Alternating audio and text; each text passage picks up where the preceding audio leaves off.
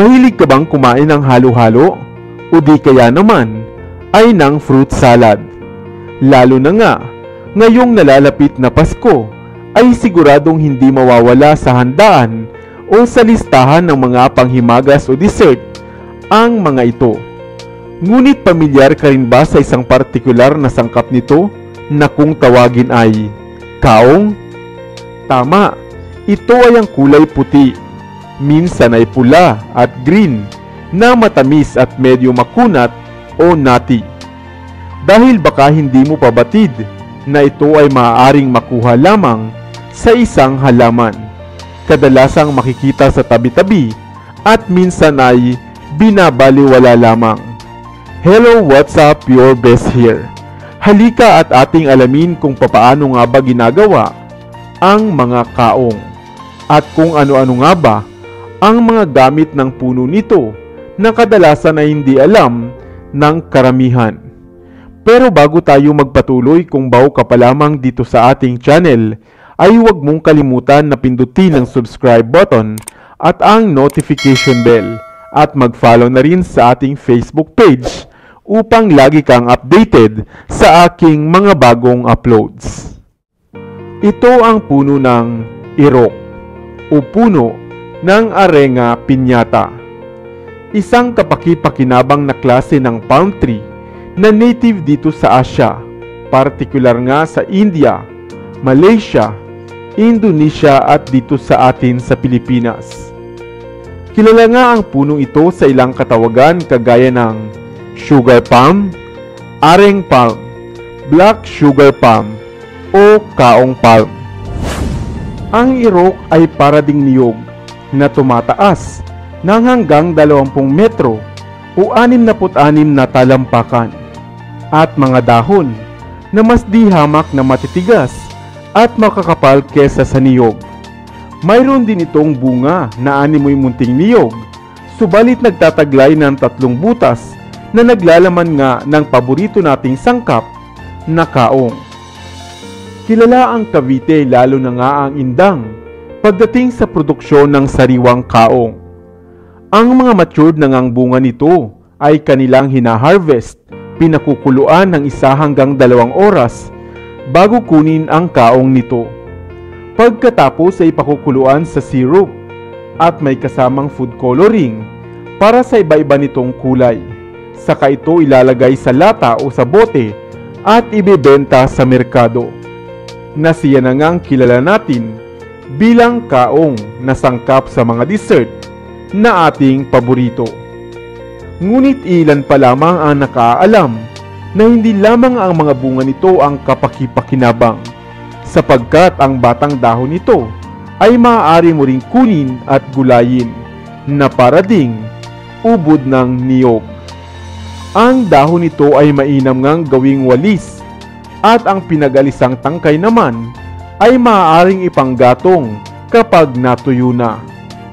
Maging ang katawan nito ay maaaring kunin upang gawing bubong, brush at walis rin. Samantalang ang bunga nito, maliban sa ginagawang kaong, ay maaari mo ring iluto bilang sabaw o sour soup. Samantalang ang dagta naman nito ay kinokolekta bilang lahang o tuba na kalaunan ay nagiging suka at maaari mo ring i-ferment o iproseso upang maging alak o spirit. Ang tuba rin nito ay maaaring pakuluan na may kasamang sili at luya kung nais mo naman itong gawing asukal. Kadalasan ding ginagamit na tina ng tela o damit ang pinaglagaan ng bunga nito. Kaya naman hindi lamang bunga ng irok ang pwede nating mapakinabangan, sapagkat halos lahat pala ng parte nito ay mayroong kagamitan. Isa ring mahusay na antioxidant ang halamang kaong. Masarap na ay masustansya pa. Ikaw, paborito mo rin bang sangkap ang kaong? Nakakita ka na rin ba ng puno nito? Sana ay may bago kang natutunan sa videong ito. Iwan ka naman ng comment sa comment section sa ibaba. I-like at i-share mo na rin para naman sa kaalaman ng iba.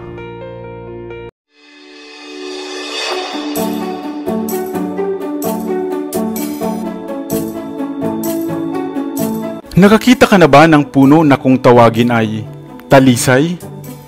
Isang natatanging punong kahoy na madalas na ring makikitang tumutubo dito sa atin sa Pilipinas.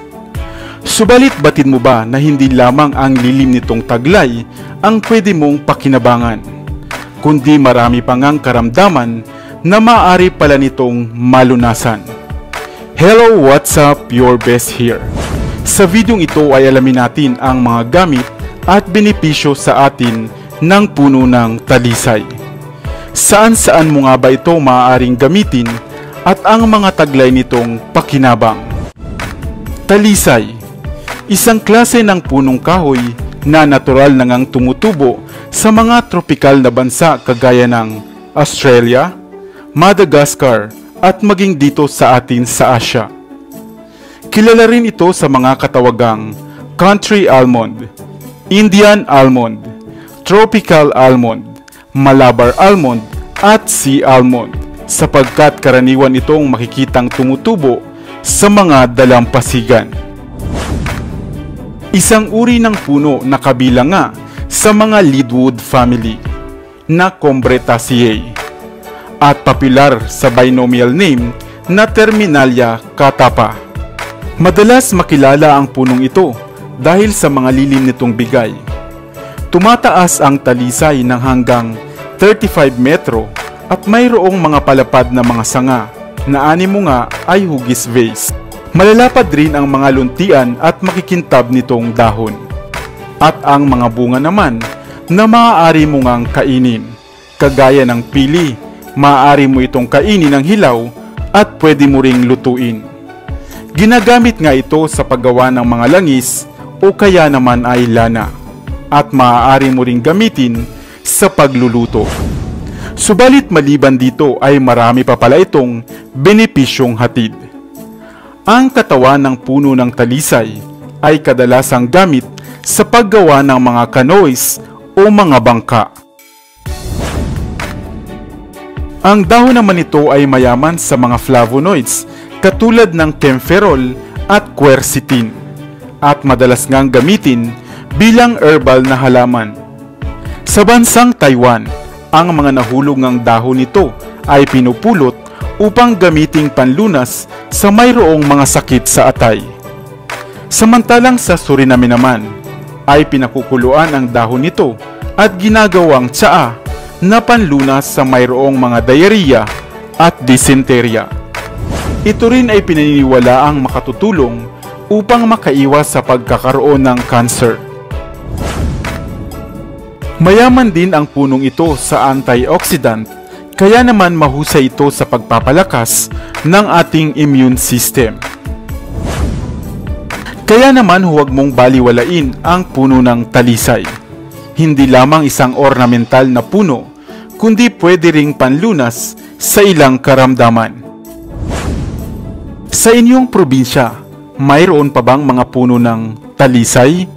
At ano naman ang tawag nito sa inyo? Sana ay may bago kang natutunan sa videong ito. Iwan ka naman ng comment sa comment section sa ibaba. I-like at i-share mo na rin para naman sa kaalaman ng iba.